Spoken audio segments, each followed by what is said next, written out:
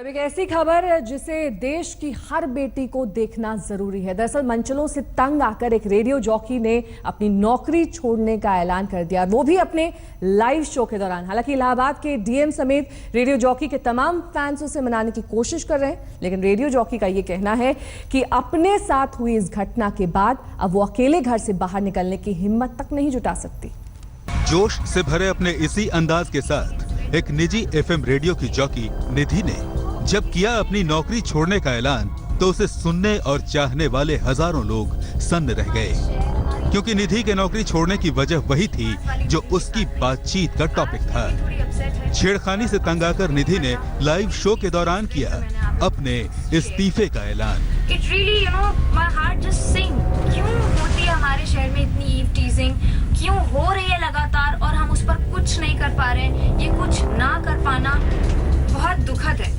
I know ये बहुत ही disappointing है जो बात मैं अभी आप लोगों से कहने जा रही हूँ, पर I am kind of done with it. मैं अब शो नहीं करना चाहती और शायद आज का यू टर्न आखिरी यू टर्न होगा। इसके बाद आप मुझे नहीं सुन पाएंगे रेडियो पर। निधि ने बताया कि हाई कोर्ट के नजदीक सिविल लाइंस और महिला पुलिस स्टेशन से महज 100 मीटर की दूरी पर 3 लड़कों ने उसके साथ छेड़खानी की।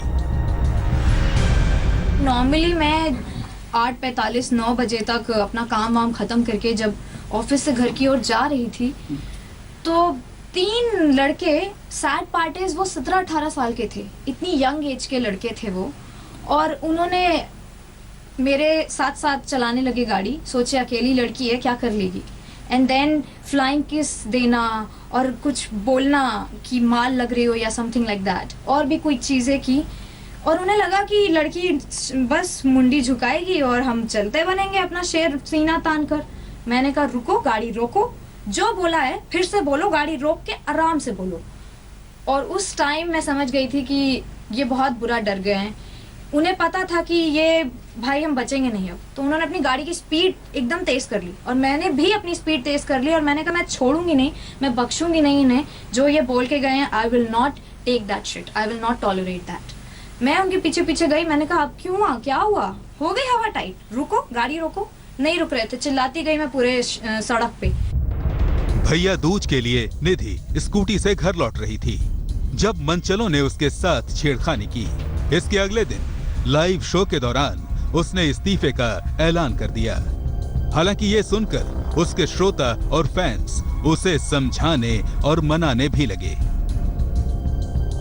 और सर मैं जॉब नहीं छोड़ूंगी, मैं रोज यू टर्न करूंगी। Thank you so much sir. That's very nice and keep it up.